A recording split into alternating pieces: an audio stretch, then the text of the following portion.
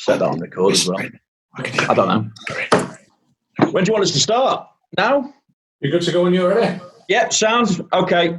Sean, obviously you've had a chance to reflect on that message that went across at the Etihad on the plane. I just wonder now, what more can football do? What more can Burnley Football Club do as a whole to educate those who kind of sympathise with the feelings behind that banner?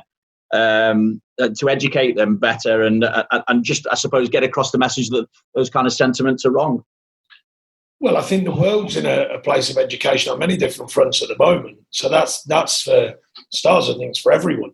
And I mentioned afterwards, it's a harsh moment on a town of people and a club for so few to organise something like that. And Ben Mee spoke fantastically well, I thought. And we know it's completely unacceptable. So, I think as a club, all they can do is attempt to put out the right messages. You definitely know, actually, the amount of work that's done in the community here, and certainly over the last 5 years, what's been achieved in the community is nothing short of fantastic, really. The links in the community, how many different people we've managed to affect from the club reaching out, and all the good work that's done. So, we don't wish for that to be undermined by such a few making, a statement that is unacceptable to all. So I think that's the thing from a club point of view. And like I say, it is, it's a moment in time we didn't wish for, we don't want, and no one wanted, and no one wants generally. Do you feel then the spotlight is on the club somewhat, and therefore what can you and the players do to turn that around? Well, I hope it's not on the club. I mean, it's a small amount of people involved, I gather. I mean, I'm getting more information all the time. I haven't got all the facts. And like I say, I don't think it should actually try and somehow give a view of a town or the club. But what we can do is continue the good work we do through the community, continue the work we do through education. We know, like I say, we've got a captain. I must make it clear, but I think this is important. It was my decision to let the captain speak. There was a number of players felt very passionately about that moment. So I must be, I want to make that fair to my players, because a number of them said about it, and most of them actually, who have like Twitter accounts. If I said, look, for now, Ben will do the talking and I'll do the talking. So to make that clear, a lot of our players were all disgruntled and upset by that, and wanted to somehow let people know that. So it was my decision to let Ben speak. I thought he did a very good job, by the way, very authentic as the man that he is. And I played my part with it as well on behalf of the club, and I know the CEO's been out and the chairman as well. So, I think we're united as a club. We can't speak for everyone in the town, but I'd like to think this needs to be looked upon as a small case of individuals rather than a whole town and a whole club. Can you tell us a bit about what was said in the dressing room then after the game, Sean? Because I'm sure then that Ben obviously came straight from the pitch into the dressing room, and you had a discussion amongst yourself, the captain, and the entire team. Yeah, well, it hit pretty quickly because I'd heard the noise, obviously, but I wasn't aware. I was trying to focus on the game, which you have to at Man City, that's for sure, and that was difficult on the night. But when we came in, I spoke briefly, and the lads had mentioned it, and then straight on their phones and what had gone on, and then I became more aware of what it was. And no, they were really upset about it because they, first of all, the message, they don't agree with it quite obviously, and secondly, their own thoughts on the team and the club, and what we stand for, because these lads en masse do a lot here, for the club, and I think all the work they've done, gets undermined. Not all of it, but some of it gets undermined in one moment in time that is nothing to do with them. But equally, the message as well. I think they're like, it's nothing to do with us. We absolutely don't accept that. So it was more a case along them lines, and then how we wanted to go and they wanted to go about getting that message out. So I said, well, for now, let's let Ben as captain do the immediate folks. He went before me as well, by the way. They were that strong about it. And I said, absolutely. I said, if you want to get out there now, Ben, and send that message, do so. Because obviously I do a lot more media, as you know, in due course. So no, I think that's important to clear up. It was all of our players who were trying to or want to be involved in that message going out there, but we decided to keep it through Ben and myself, obviously. Just one final question on this, Sean, as well, because acts of racism is something that we've spoken about on numerous occasions as well. Is there an element of frustration from your part as well that at times this message doesn't seem to be hitting home in certain quarters? I don't think there's a one for trying. I think, certainly it continually gets stronger every year in my lifetime in football, and we're all getting more and more educated across the board, our children as well, in the rights and wrongs of life. And I think it enhanced it, and there has to be some form of a silver lining to the cloud, and that is probably another step in enhancing it even further. The reaction to that moment has been so overpowering and positive towards the balance of life, if you like, and now the things that need to be addressed. Then, if there is a silver line to that cloud of that moment, it is that it has reinforced further the respect and the all the messages that have been going out for a long time about making sure that it doesn't exist. And I think it's just another step in that. But I must say, I think it's been going on. Football's been pushing hard for a long time now about these messages, and will continue to do so, and should continue to do so, quite obviously. On the football side of things, Sean, Phil Bardsley signed a new one-year deal. Is that correct? And how much of a relief is that's sorted now? Well, it's another body for us. We're stretched to the limit at the moment. There were some suggestions of trying to prove points of the night. Wasn't that was my full hit? I've always believed that when teams don't use the bench in certain circumstances, I'm not judging, that's their choice. I've always believed in using younger players, just give them an experience, whether they're at the level they need to be to perform or go on the pitch is a different matter, but to give them the experience. We had everything we've got out there the other night. We're still missing Barnes, we're still missing Wood, we're still missing Goodmanson. On the night we're missing Robbie Brady as well. That was every player we've got left.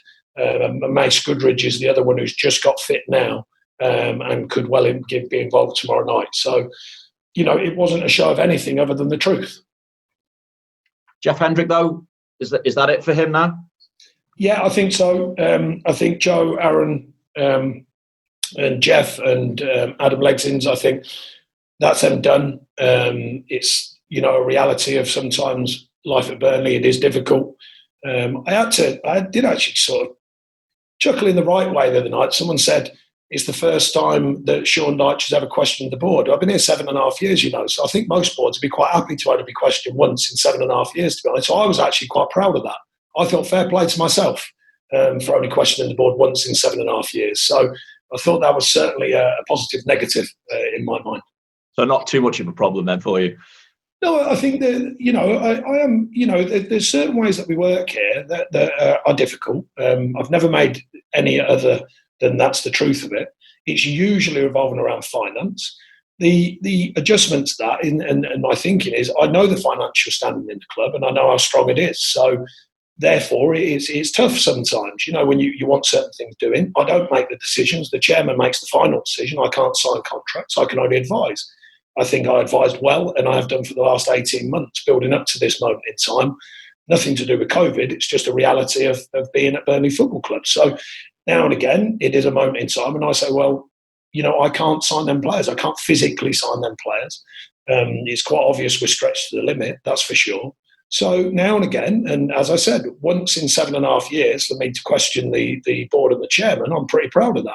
I look around football and I think there's a few more questions get made than once in 7.5 years. So I'm pretty balanced in my view, and the reality of what we needed, the reality of what we still need going forwards. And I try and share that as honestly and authentically as I can. Just to check on that injury list then as well, Barnes, Brady, Goodmanson and Wood, any chance of any of them back for tomorrow night? No, not at the moment. We're just getting, Woody's doing ever so well, it must be said. He's working very hard with the physios, but he's not even training with us yet. Johan's had 1 day's training, which was today with the team, so he's not ready. Barnes is not close at the moment. And Robbie Brady is not now, but it's a shorter version. So, could be maybe next week. We don't know yet. It's just it is a peculiar situation when you're in lockdown and you're 10th in the table and then beaten in 7th to come back into it, and you've somehow got considerably weaker in your squad. So trust me, that's a new one on me. I've had some experiences here and some interesting times in football, but that's a new one on me. Still a chance though to get over that 40-point mark, and what are you thinking is still achievable now? Well, that's another thing, isn't it? Part of my, that has to be part of my frustration, because coming out of lockdown, you're sitting 10th and you're unbeaten at 7, you're thinking, right, let's see where we can take it. And then you come back in and the goalposts have shifted considerably. So, and then you're asking me questions about 40 points when you possibly could have been asking me questions about 50 odd points. Who knows? So I think that's probably shifted people's view. And our intention is to play hard till the end of the season. I must say that the players have been terrific. There's been a lot of questions over it, and I've cleared it up with them. They've assured me of their application, which was on show against Man City. We ran the highest amount of yardage in the Premier League for the first round by, I think, 5k. So there's certainly no lack of effort or endeavour. Man City, we know, can punish you for mistakes. There was mistakes, and some very good play by them as well, by the way. They're a top side, we know that.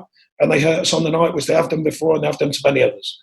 Beyond that, we look to deliver performances, stay together as a group, which we're certainly, I would think, people would recognise us for, and work to get as many points on the table as we can. When I asked you about 50 points, you said 40 points. Well, 50, 40, 60, I lost myself. Normally I have some kind of view of where it's going, but like I say, you come out of lockdown and somehow you've got less players than what you started with, considerably less, then it is a bit interesting, let's say. What are you expecting from Watford as well? I mean, obviously, former club and Nigel Pearson done such a decent job in getting them out of that bottom three. Well, there was a bit of noise in the lockdown of, whether they thought they should be carrying on or not with football. They certainly looked like they were to me against Leicester. They gave a solid performance. They worked very hard for the result they got.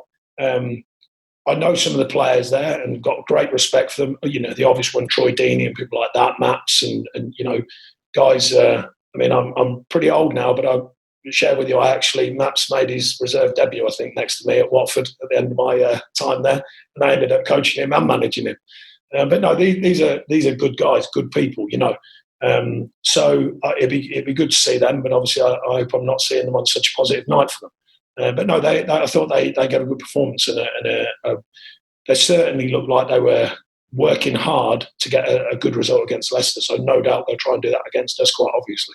I mean, even going back before lockdown, they lose at Man United, then beat Liverpool, lost at Palace, but then obviously they've subsequently drawn with Leicester now as well. So it's kind of up and down still with them, isn't it?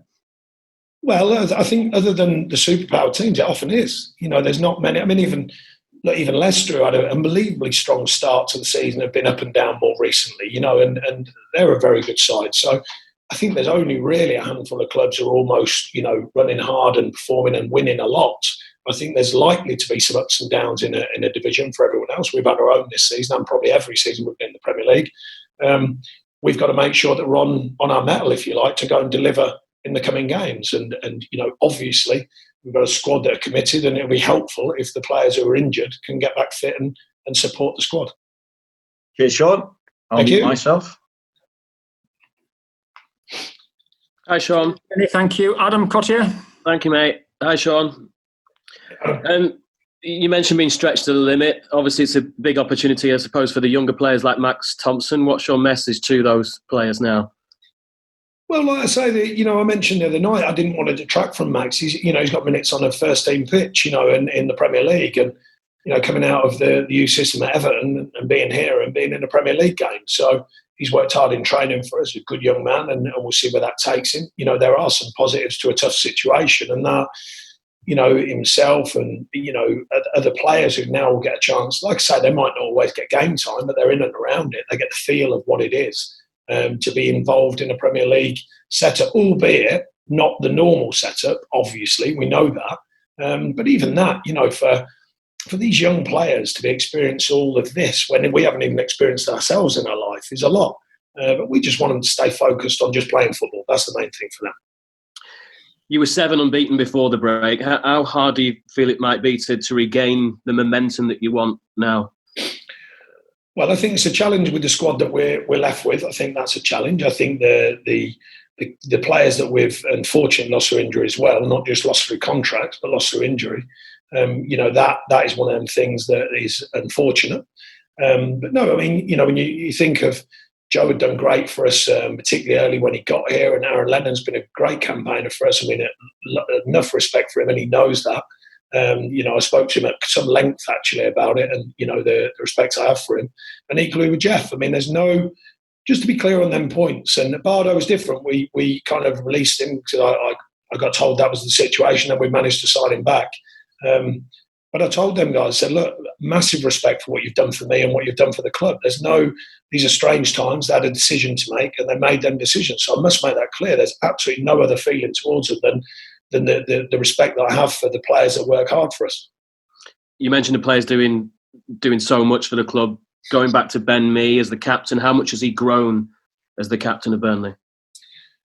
I think there's so much change in Ben than when I first got here. But you've got to remember, I look at these lads as slightly differently. I look at their growth as people as well. I think that's important. And Ben's become a very mature, very rounded professional, but as a man and a father as well, and needs to be respected on all levels for me. Like many players here, I've respect for everyone, young and old. And I think he's shown that with the way he's conducted himself. Thanks, Sean. Good luck tomorrow. Thank you.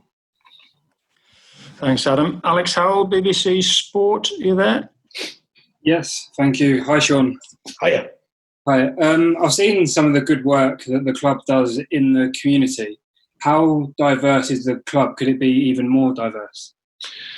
Well, they've certainly been trying. I think, I can't remember the exact stat, but they do loads of work here with BAME and MEMS, loads of work with refugees as well, by the way, that here, as well as education, as well as support networks, as well as, the sort of good stuff, the fluffy stuff in the sense of children just getting out there and playing football in safe environments, and we run the food bank as a club here. There's so many things and so many different facets to the way that the club have developed the community department over the years. And I think, that's an impressive thing under Neil Hart, who's now the CEO. He kind of, me and Lee, who's in its infancy, got Neil to come and join us. I knew him from Watford and the work that we've done there. And I think him and a lot of staff, not just him, he's had to guide it, but a lot of very good staff have built a good system here and a good unit. And they do a lot of good within the area. And the players play their part in that, by the way. They do a lot of hours in the community, just even if it's just appearances and turning up and supporting different groups and with finance as well. So I'm proud of them for that. Thank you. Thank you. Hugh Rosencroft, also BBC? No, I work for TalkSport now. TalkSport, I beg your pardon. That's TalkSport. Sorry, Hugh. Times change. I've seen people from Burnley describe it as an embarrassing day for the town.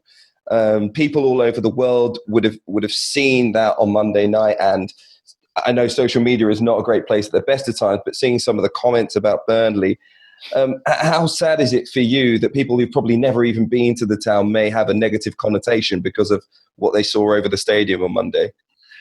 Well, that's unfortunate. It's something that's out of our control. I think people, when the dust settles on such a moment, I think people will realise that the club can't control everything that goes on. I think it's difficult to do that. At least we try and control a lot of things, by the way, and certainly the message that goes out from the club, the respect in the stadium for all fans, the balance that we can bring to the community, but sometimes, there's groups that make that not so. And then, as you rightly say, it does reflect, unfortunately, and gets attached to a situation like the club.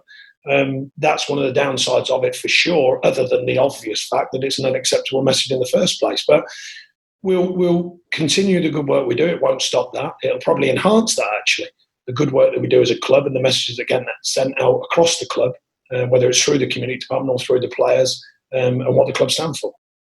It was great to see the statement that the club, a couple of statements, in fact, that the club put out, and just listing some of the great work they do in the community in terms of engagement. But having a look at the board, for example, 8 white men on the board of the football club and 13 white men as part of the football management team. A lot has been said of late in terms of football changing its diversity. I wonder what you think about what that says about the Premier League. I don't think it says anything other than people working in their places. I don't know how that works from a board point of view, for starters. From my knowledge, you buy into a board situation.